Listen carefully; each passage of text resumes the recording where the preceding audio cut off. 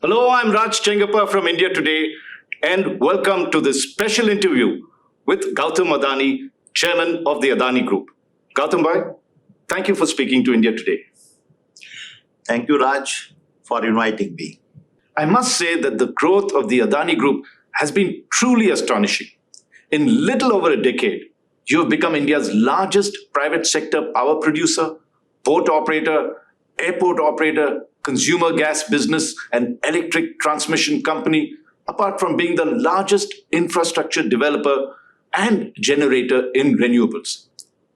This year, your group has become this country's second largest cement manufacturer, and you are diversifying rapidly into other sectors, including aircraft maintenance, manufacturing, telecom, data center, and logistics, and a whole lot of other areas. But there is even more that you have achieved in 2022. With a personal net worth of $150 billion, you have become the richest Indian, overtaking Mukesh Ambani of Reliance and other stalwarts to the top spot. For your phenomenal growth in terms of both business and in personal wealth, and the impact that you've made to millions across the country, Gautam bhai, I'm happy to inform you that India Today magazine has declared you as its Newsmaker of the Year 2022. So congratulations for this recognition. Thank you very much, Raj. Now, Gautam bhai, when you look back at 2022, what makes this year so special for you? So first of all, thank you, Raj. 2022 was an exceptional year in many ways.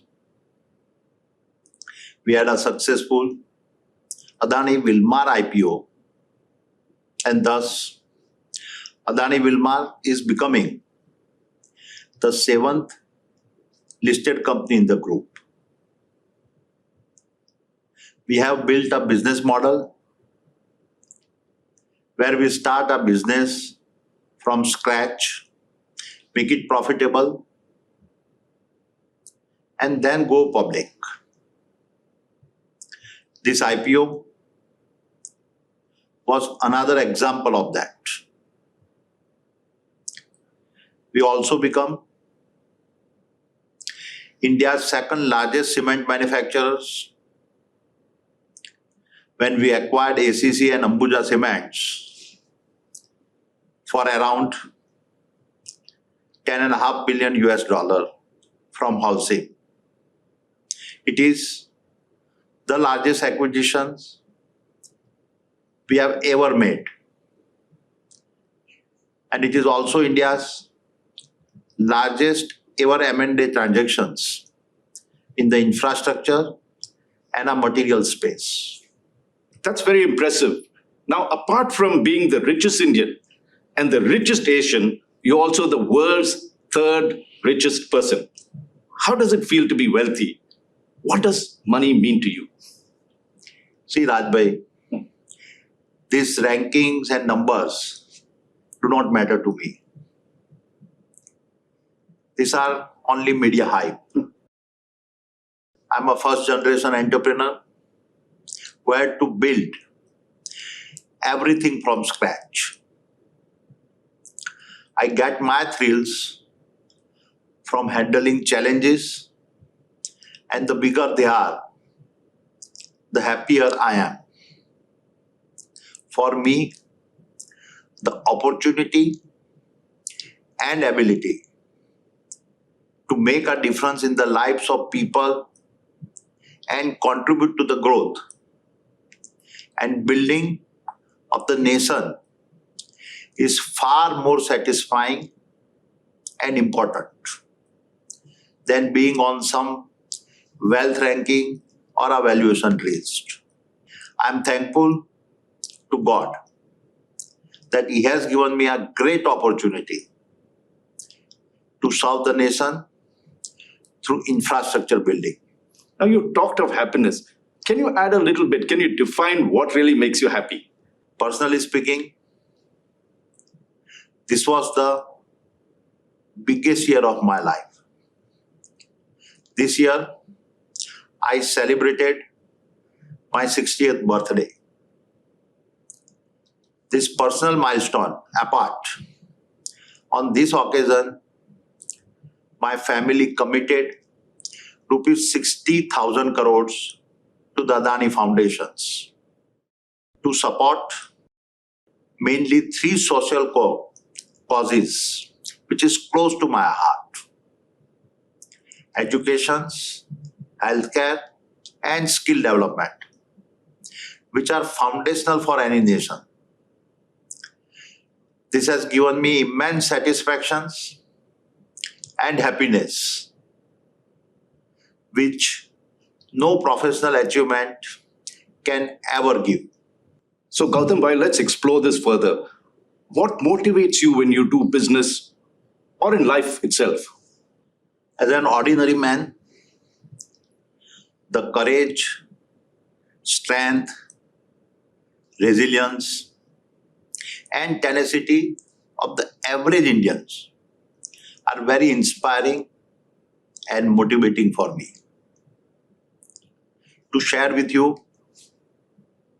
at the second edition of our Green Talk series, I was greatly moved by the stories of Arunima Sinha and Kiran Kanojia, two extraordinary women who unfortunately lost their limbs but yet conquered the world. Arunima climbed Mount Everest, and Kiran, a blade runner, is running marathons. Both are incredible women and the pride of India. They are the real heroes of a Naya India. Their stories moved me so much that I had tears in my eyes. I'm truly humbled by their spirit. Could there be anything more motivating than such courage, valor, and determinations in the face of adversity? Seeing their story, my belief is further reinforced that there is no machine stronger than human beings. Such human stories are the biggest source of motivation for me. That's truly inspiring. I want to turn to business now. And let's look at the logic behind your group's phenomenal expansion in infrastructure as well as in new areas. I was born in a middle class family, and I lived through the 90s, 70s, and 80s when we had to struggle for Bijli, Sadak, and Pani. That was a time when India had a huge infrastructure deficit in ports, airports, and many other infrastructure areas. In contrast, China, which also became independent around the same time as India and had lower per capita income than India in 1990, began leapfrogging ahead of India in development. All this issue instilled a huge desire in me to do whatever I could do to transform India, particularly in infrastructures, and make India stronger. Meanwhile, starting from 1991, policy changes created an enabling environment for the entry of the private sector in the infrastructure space. This is why I'm determined to use every opportunity to build a world-class infrastructures and facilities for India and Indians. Gautam, your phenomenal growth in the past decade has demonstrated that. What is your management style? What is your mantra for success? See, all our businesses are run by our professionals and competent CEOs. I do not interfere in their day-to-day functioning. My role is limited to formulating a strategy, capital allocations, and their performance review. It is for this reason that I have time to manage such a large and diverse organizations, but also incubate several new businesses and also look for new opportunities for acquisitions. Now, one of the new acquisitions that you have made is taking over the NDTV group.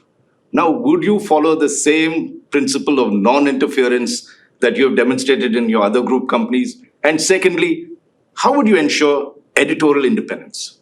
See, Raj, on our editorial independence, let me say categorically that NDTV will be a credible, independent, global network with a clear Lakshman Rekha between management and editorial. You can endlessly debate and interpret each and every word of what I am saying, as has been done by many. But my fundamental point is that the proof of the pudding is in the eating. So please allow us some time before you start judging us. We will do that, and we'll see the Lakshman Rekha that you've set between management and editorial, and whether that principle that you set will follow. But let us also look at another concern that has been raised by some of your critics, that the Adani Group is highly over-leveraged. It has a debt of close to 2 lakh crores. What gives you the confidence that you can maintain this debt and repay it? See, Raj, I must confess that I am greatly surprised by the conversations around our debt. We are financially very strong and secure. Such noises are coming mainly from two categories. The first category is of the people who are not doing deep diving to understand the detailed nuances of debt and finances of company. I'm sure if they make an effort to understand the financial statements, all the misgivings about debt will disappear. However, there is second category of people with a vested interest, deliberately creating confusion and misunderstanding to tarnish the reputation of the group. The fact of the matter is that in the past 9 years, our profit has been growing at twice the rate of our debt, and because of which our debt to EBITDA ratio has come down from 7.6 to 3.2, which is a very, very healthy for a large group where most of the companies are in the infrastructure space with an assured and a predictable cash flow, unlike in a manufacturing.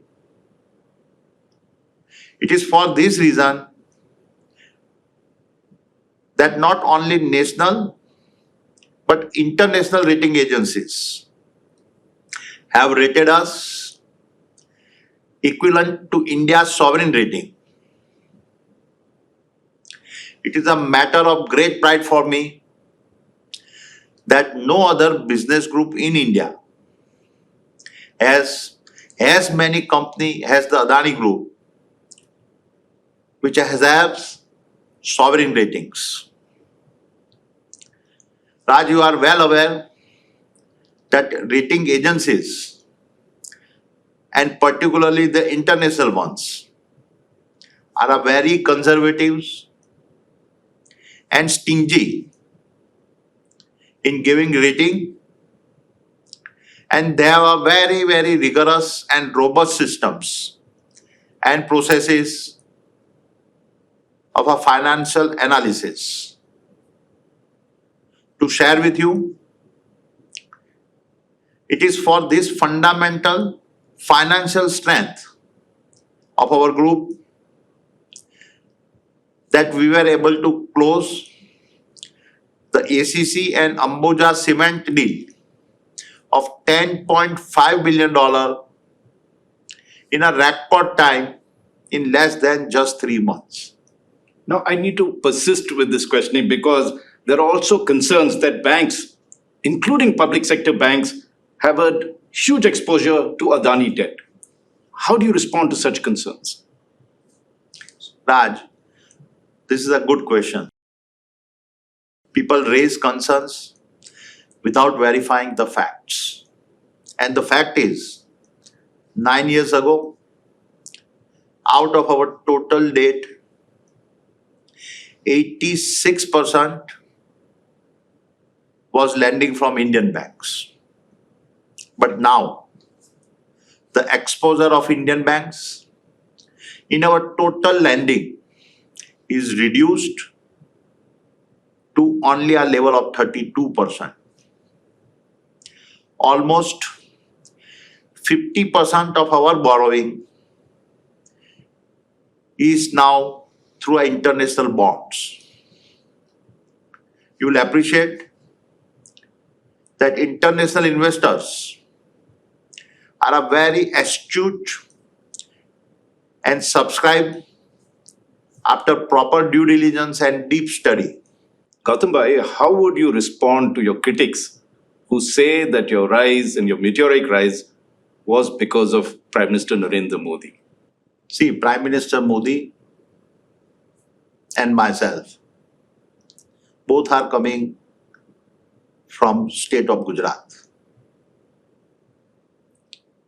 And that makes me the easy target of such baseless allegations. When I look back at my entrepreneurial journey, I can divide it into 4 phases.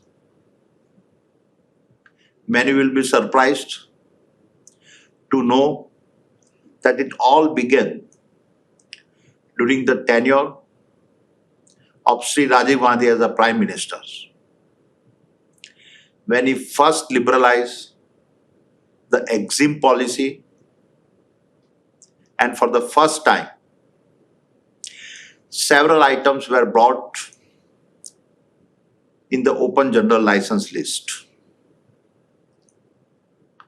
That is what helped me to start my export house.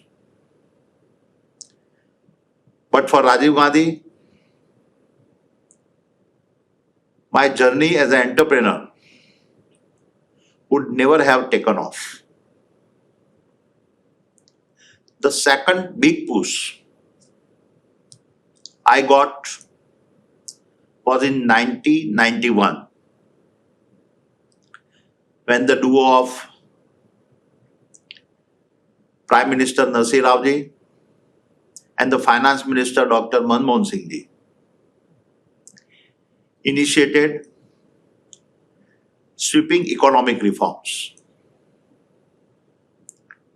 Just like many other entrepreneurs, I too was a beneficiary of those reforms. There is no point in further elaborating on it because so much has been said and written about it. The third turning point for me came in 1995 when Kesubhai Patel was sworn in as a Gujarat Chief Minister. Until then, all industrial development in Gujarat was only around National Highway 8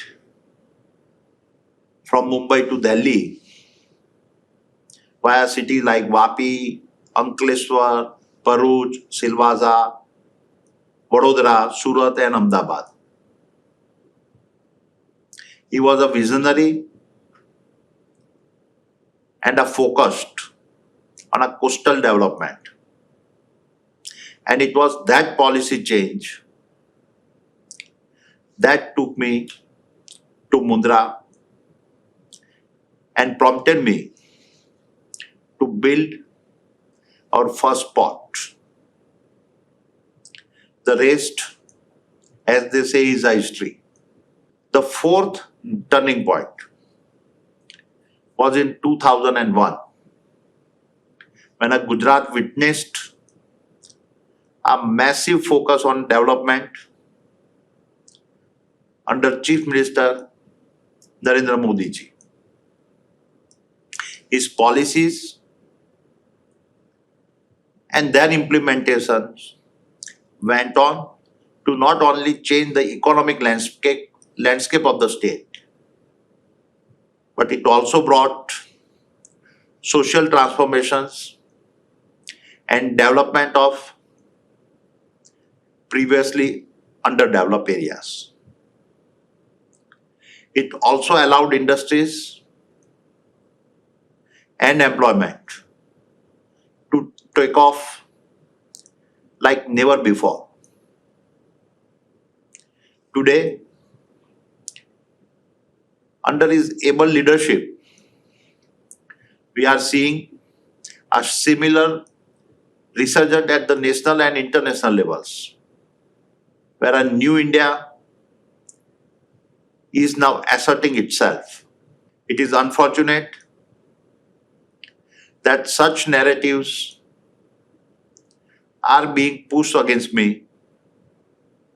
As I explained, these allegations are baseless and suffer from a recency bias, seeing our group success through a short-term lens. The fact of the matter is that my professional success is not because of any individual leader, but because of the policy and institutional reforms initiated by several leaders and governments during a long period of over 3 decades. So if you look at the turning points, it appears that it straddles various political parties and spectrum, not necessarily one thing. But you did mention Mr. Narendra Modi, and you've seen his rise being in Gujarat from the Chief Minister to the Prime Minister. What would you say is Prime Minister Modi's style of leadership? See, Prime Minister Modi ji has provided a visionary and an inspirational leadership to India. He has not only brought about significant policy changes, but also through our various programs and schemes directly touch the lives of every Indians. There is hardly any aspect of governance which he has not touched. He is trying hard to bring transformative changes not only in the Indian economy, but also pushing for a social transformation and an inclusive growth. He has, through several innovative schemes and their effective implementations, given a strong push to industrial and economic development of India. Schemes like Atmanirbhar Bharat, Digital India, Startup India have acted as an economic multiplier and have not only created endless business and manufacturing opportunities, but have also created millions of direct and indirect jobs. The Prime Minister's equally strong focus on a social factor, agriculture economy, and underdeveloped areas of the country, with a safety net for the poor, has ensured that the growth is inclusive and sustainable. His social scheme like a Swachh Bharat, Jan Dhan Yojana, direct benefit transfer, and Ayushman Bharat, and many others have brought transformative changes in India. Now, if you take a look at what you've said, I know that you've faced a lot of criticism on this particular front, but there are other areas as well. Whether you look at Australia, Sri Lanka, the investments you've made, even in India, there's been a lot of agitations, criticisms against you. You had to weather all this storm that had been created. What is your view or reaction to all these things? Raj, this is a really very interesting question. See, Gautam Adani is a product of a democratic India. Protest, criticism, and allegations are all essential parts of a vibrant democracy. In fact, they defined the democracy. I'm a firm believer that our democracy has given us economic freedom and its opportunity.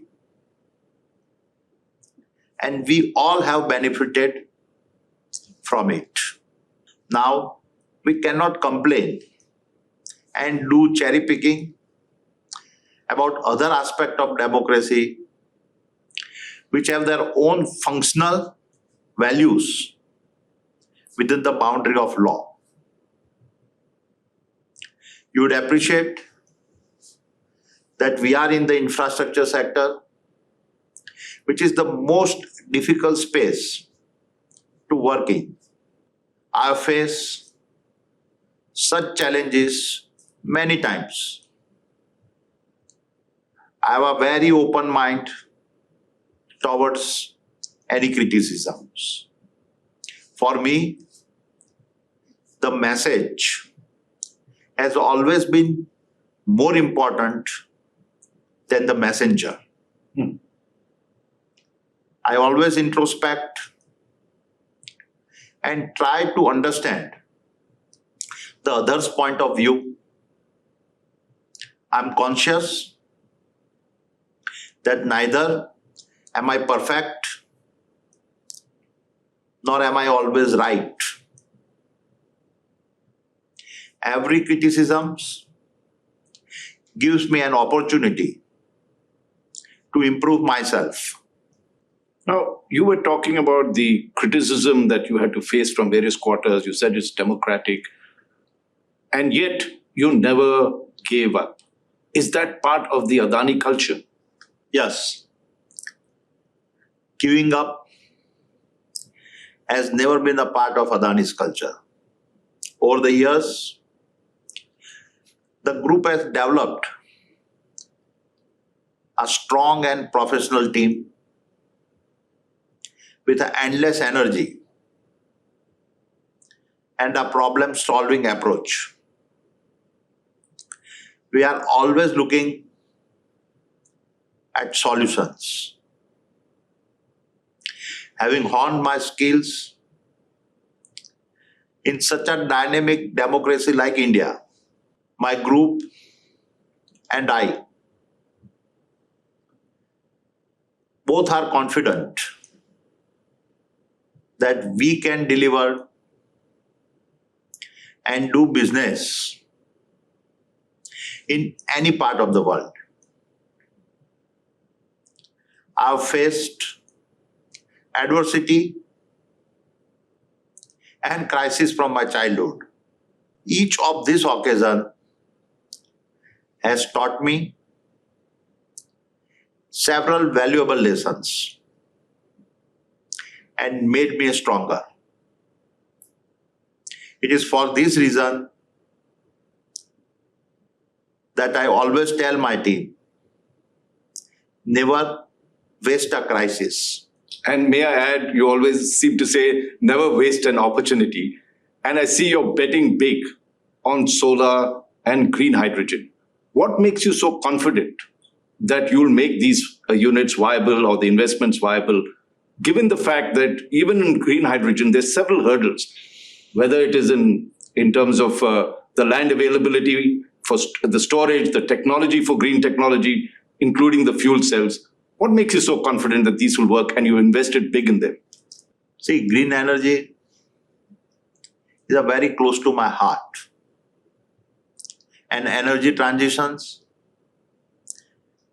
is not only a huge business opportunity, but also a responsibility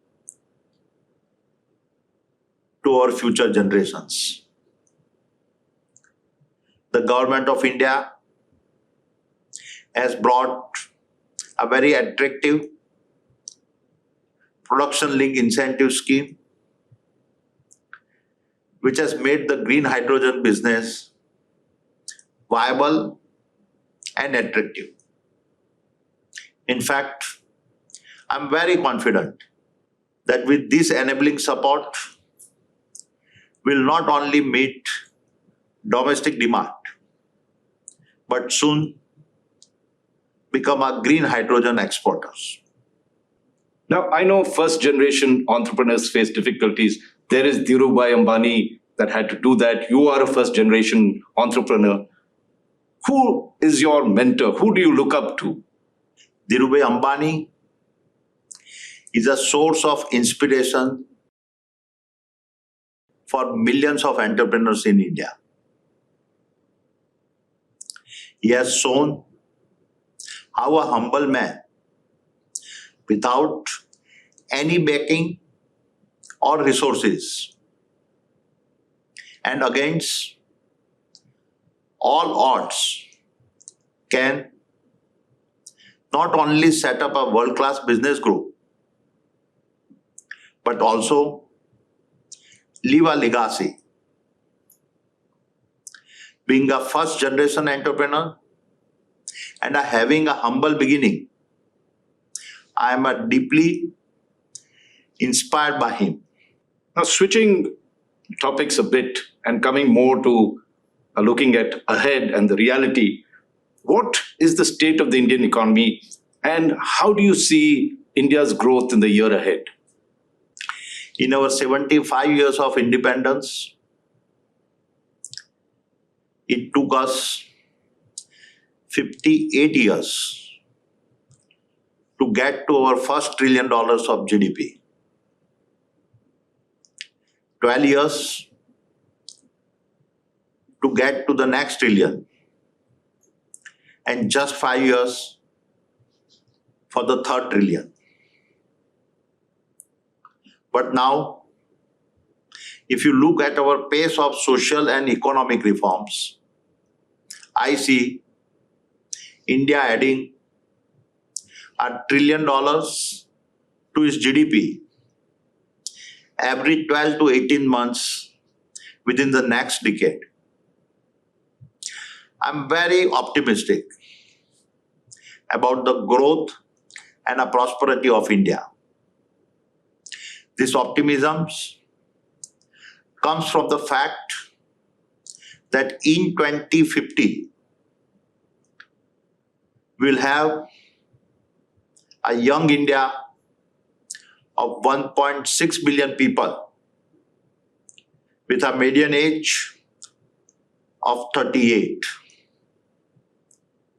We'll also have the world's largest middle class population. This demographic dividend, combined with the largest middle class, will spur growth and prosperity in India and making it a $30 trillion economy. So clearly, this century belongs to India. I know we are running out of time, and this is my final question to you. Many experts think, and I'm wanting you to look ahead, many experts think that 2023, we may see a global recession. What is your views on that? See, Raj, I'm a born optimist and never lose hope. I recall that many pundits had painted a similar gloom scenario for India during the 2008 global financial crisis. But India was successful in beating the predictions. I'm optimistic that the next union budget would provide a great opportunity to address all these concerns. A strong focus on a capital expenditure, employment, spending on social infrastructure and social security will help in facing the global headwinds of its recessions, and India will emerge more stronger. On this optimistic note, Gautam Bhai, thank you very much for this interview. And let us hope 2023 brings us a lot more joy, a lot more opportunities, and makes India greater. Thank you very much, and congratulations once again for being made India Today Magazine's Newsmaker of the Year 2022. Thank you, Raj. Thank you for giving me this opportunity.